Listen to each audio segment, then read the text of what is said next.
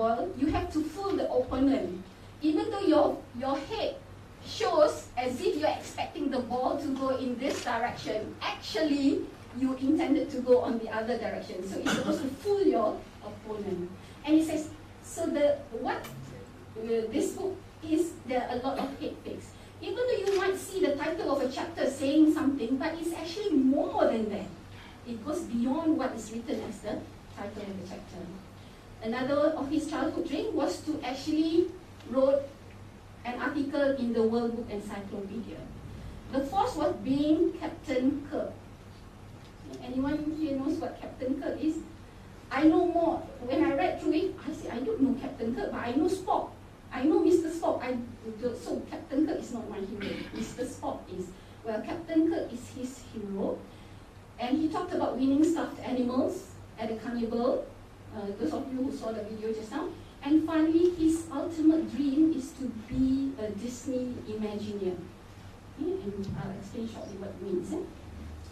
So first and foremost, he said that he got the winning ticket, the winning lottery, because he got the best parents ever. So the main part, the major reason why he was able to live out each and every one of those childhood dreams was because of the parents that he won. Okay? So how we could see the type of parents. One was the parents allowed him to paint the walls of his childhood home.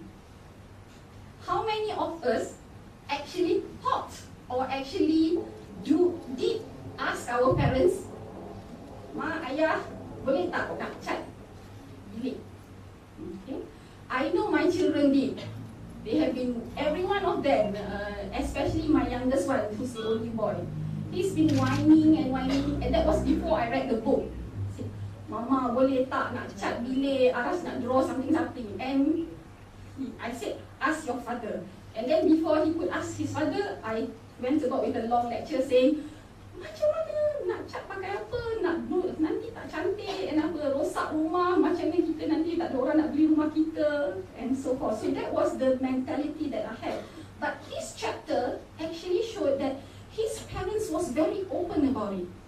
They allowed him to explore. Okay? And he actually drew all the things that were important to him at that time, when he was about 5 or 6. Paintings of the important things. It included the trigonometric functions, it included an elevator. So imagine he had a ranch house, but he drew an elevator in his room. And all the people who came to his house was amazed by that painting in the room.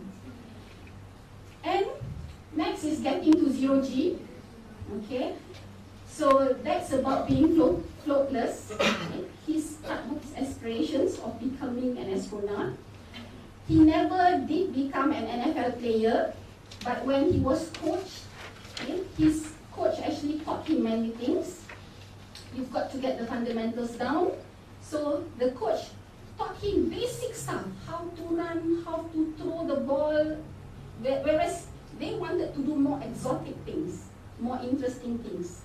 But the coach made it a point, you have got to learn the fundamentals. And when you're screwing it up, another thing, nobody says anything to you anymore, that means they've given up on you. And I think this is one thing that stuck to me. There are many, many parts. Some didn't actually, it didn't get to me, but this one got to me. If people don't give any feedback to you, if people don't give any criticisms to you, if people don't commend you, and people just let you be, that means they don't care. So you should start to worry if you do something or you present something, be it to your students or to your colleagues, or you discuss ideas and people just put on a blank face. I would be more happy if I have a room full of people who were not happy with me. The same thing when I did my PhD, I was very worried because my supervisor would always say every time I see him, good work, Rose, good work. And I was waiting for this. Come on, I want you to comment and criticize. I don't want praises. And I think this was what he highlighted in this chapter. The praises will not give anything to you, but the criticisms, means that the people care for you and want you to improve. So he did actually write in the World Book Encyclopedia under the title Virtual Reality, because he's a professor of computer science. And there is a story of how he managed to get into that.